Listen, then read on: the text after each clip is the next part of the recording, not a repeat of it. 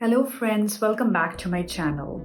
If you or your family members are dealing with type 2 diabetes mellitus, which is long-standing for decades or for several years, and encountered a complication, then this video is for you. This is Dr. Makhija, board certified endocrinologist, and today I'll be sharing two of the patient outcome stories with long-standing type 2 diabetes mellitus who are dependent on insulin and with complications like neuropathy, a wound or a foot ulcer, as well as retinopathy, which has been stabilized, and in one of them there is no amputation needed anymore. So let's dive in one by one.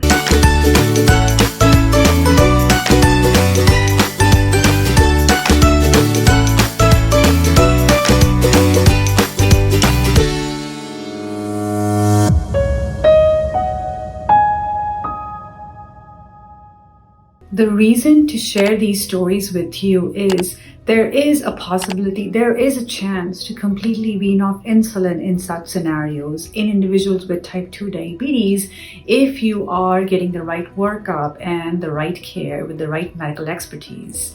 Number two is, other than pharmacological agents, if you combine a major part of lifestyle interventions along with the diabetes management and pharmacological agents, there is a possibility to wean off or discontinue or even reduce insulin doses in an individual with type 2 diabetes. Now, type 2 diabetes mellitus with itself also brings a lot of distress for patients, especially with trying to juggle between highs and lows of blood sugars, with deciding which pharmacological medication or a drug or an agent is going to be suitable, trying to understand the root causes of this condition, trying to figure out which type of foods will be helpful versus not, and also the various factors that affect blood sugars. So the first patient is mid-40-year-old female who has been given a diagnosis of type 2 diabetes mellitus since last 20 years, and that's almost 2 decades, a very young age during the postpartum period. If you take a look at her story, it is definitely heartbreaking that someone has to be on insulin injections 4 times a day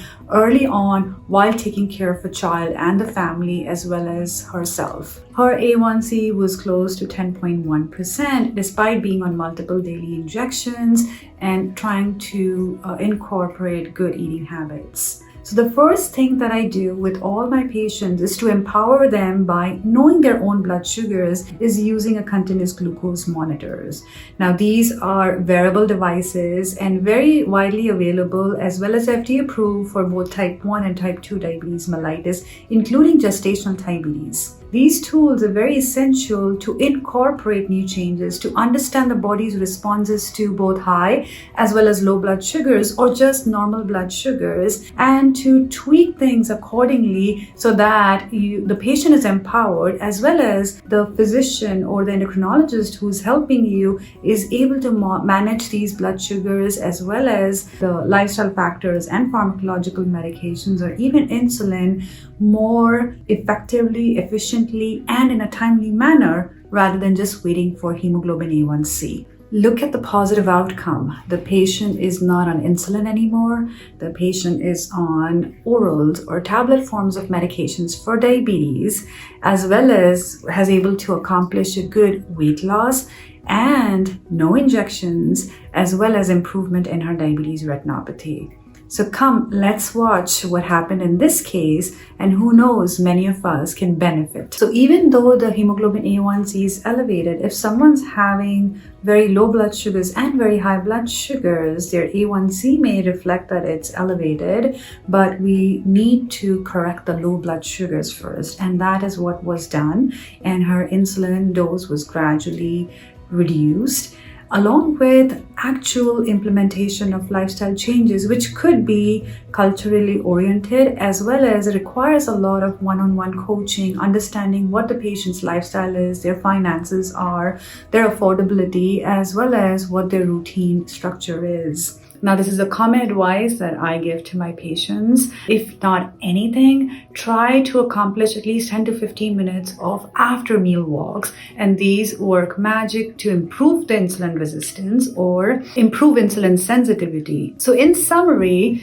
use of continuous glucose monitor, use of back and forth discussion with your diabetes care team or endocrinologist, preventing hypoglycemia, preventing hyperglycemic spikes or excursions, as well as incorporating a whole bunch of lifestyle interventions, which includes food, your nutrition, physical activity, movement, social connection, mindfulness, yoga, or any form of breath meditation, along with good sleep hygiene and avoidance of any substances which could worsen diabetes or the cardiovascular risks like smoking or excessive alcohol, should all be a part of this comprehensive diabetes care to improve our patient outcomes.